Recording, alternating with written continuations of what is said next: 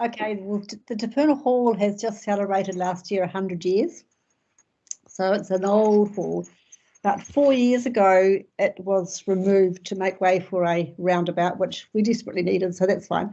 And 2 years later, we ended up with a beautiful new facility. So we're wrapped. It's just gorgeous. We've got the state-of-the-art kitchen, fabulous new spaces. So that's our hall. And it's always been a centre of our community. I can remember taking my children to concerts. I went to dances when I was 13 in our Puna Hall, played badminton. So it's been a real focal point of our community for years, forever. So it's a real pleasure to actually be working there now. And Sue, could you tell us a little bit more about your role on your committee? I was volunteered to be on the committee. So when the old hall disappeared, the committee kind of disappeared as well because it was 2 years lapse. So we've almost got a brand new committee. So my role was, can I please help with the bookings, because the poor person doing the bookings was overwhelmed. So I said, yes, I'll help you as long as we can make some changes, which we did. So my role was to source, basically it was to source a new booking system that was effective and efficient. And what was your process for doing that? How did you go about finding a booking system?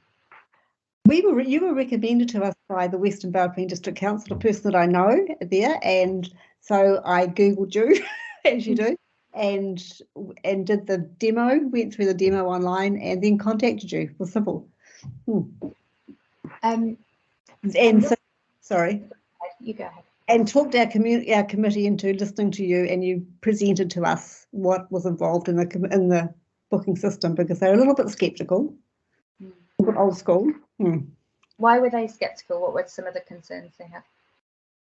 They thought, well, we're all a bit older and we might not be able to book online, and our customers won't like the fixed price, because prior to me taking over, with the pricing was all over the place. I can't afford it, so whatever. So we didn't have a set pricing. We didn't have set areas. There were no rules, basically. So I decided we need to change that. And they were a little bit sceptical that some of our customers wouldn't like that and wouldn't be able to make the bookings, but most people can now book a motel room or hire a car.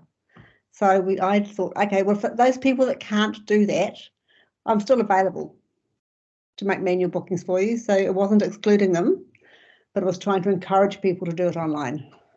So it took quite a while for some of our bookings to accept that they can do it online, and they always knew they could call me and I'm having trouble, what have I done wrong?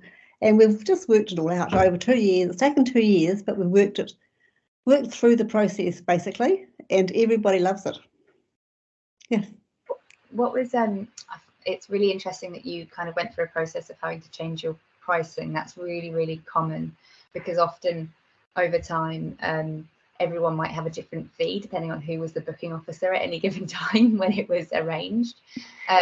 How did you come up with your new pricing model, and how has that gone down with the hirers?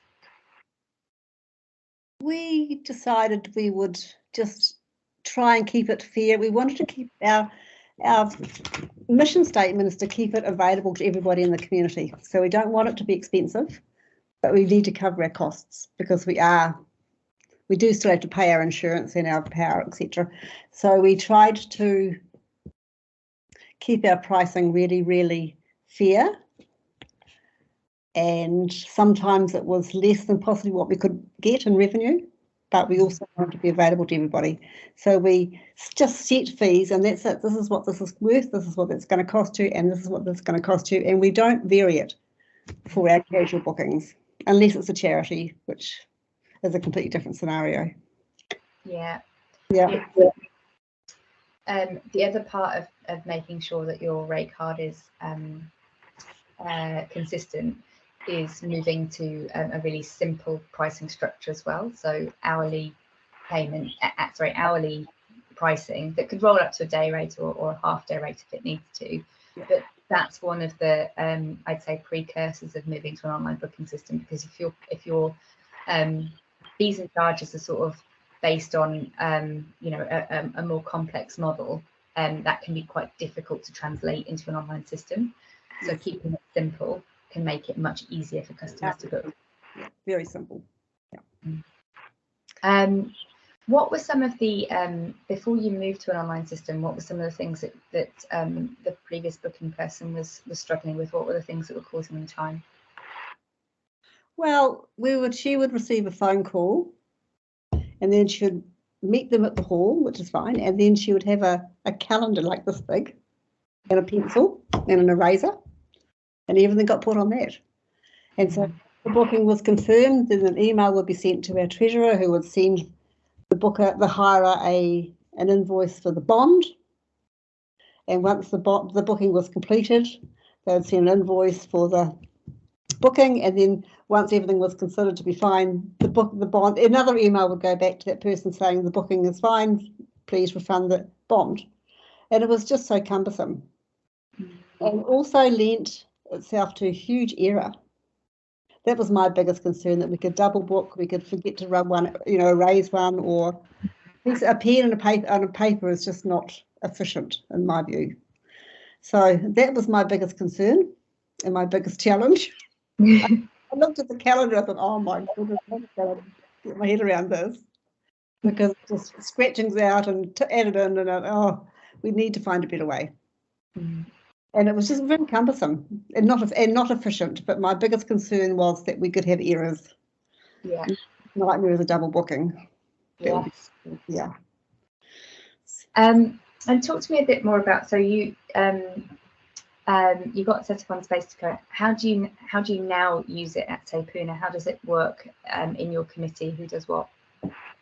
I do it, basically. I do everything. I will receive an email from SpacetoCo saying you have a SpacetoCo message. I'll go into SpacetoCo and have a look at the question and answer the questions, accept bookings. It's so simple. It's really, really simple. Accept bookings. We'll take people through the hall. They want to visit the facility and have a look and see what's available. But most of our questions are actually now answered online in our space. So it's very, very easy. My job is simple. And what feedback have you had from the community? I think the main feedback has been that it's been easy, and the communication has been easy. So that's the biggest thing. The communication's got to be easy, and that's just a simple email from me. No, on the SpacetoCo website. So it's all, as you said before, Ellen, all in one place. All there. The communication's all there, and questions are answered, and it's finished. I will say, I think you've got the biggest list of 5-star reviews of any of our places on the website. Oh, good. The hirers really, they just you haven't had anything less than 5 stars in terms of what the customers rate. I've seen that you've had an increase in particular casual bookings. We have. What kind of new users have you found people have been using the hall for? We have a lot of weddings. We have a lot of Indian first birthday parties. We have funerals. We don't allow 21sts unless I can guarantee them, so that's not necessarily me guaranteeing them. We have 60th birthdays. It's just ongoing. We have so many I think it's word of mouth. I think it's just word of mouth. People, and we have people saying, "Oh, I have people phoning me saying, well, we went to a function. We went to a first birthday party here 3 months ago, and we want to book this space because we had such a great time." And that's what's been happening. And it's just, I had 5 bookings last Thursday. I was telling you, it was just incredible. That's amazing. Yeah. And what's your advice for anyone on this call who's looking to increase their club or hall usage? What would you kind of recommend that they do? I think for us, the most important thing is that we have really good information on our website. we have photos, we have the facilities are all stated quite clearly, the rules are stated quite clearly, so people know what they're getting for their money, they know exactly how much it's going to cost them. They don't, because we've tried to cover every base, they don't have to come back to and fro with all the different questions, like do you have tables, do you have chairs, how many chairs have you got, how many car parks have you got, and that for us makes it really important and easy.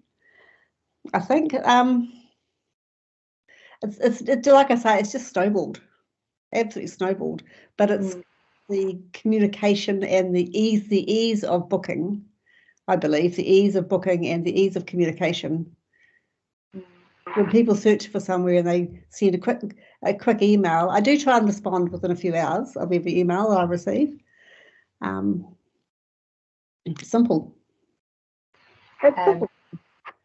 Awesome.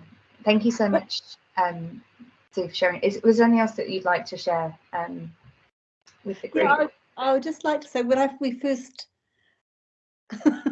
had the idea of SpacetoCo, I went, oh my goodness, somebody's got to learn this system, and I guess it's going to have to be me. So it was a bit scary, and my biggest concern was to verify our regular users, and it did take a little while to talk them around and get them on board, because they were old school and they wanted an account every month and they would just pay it. They were a bit hesitant to give their credit card details, etc., but we worked through that. But the whole setup system with Al was so easy, wasn't it, Al? We had 3 meetings? Meetings, and it just all fell into place. So it was brilliant, absolutely brilliant. Thank you. The best thing that has happened, because we're all volunteers. We're all volunteers, and it's just saves so much time, and it's efficient, which is what I like. Yeah. And the money's sorted, and so we get an account once a month. We get a payment once a month, and the treasurer just loves it. Just comes into the bank account once a month. It's all there, the fees, everything. It's none of this. How many bookings did we have last month, and have we received the bond, and did we pay the bond back? Which is what we were facing. Easy.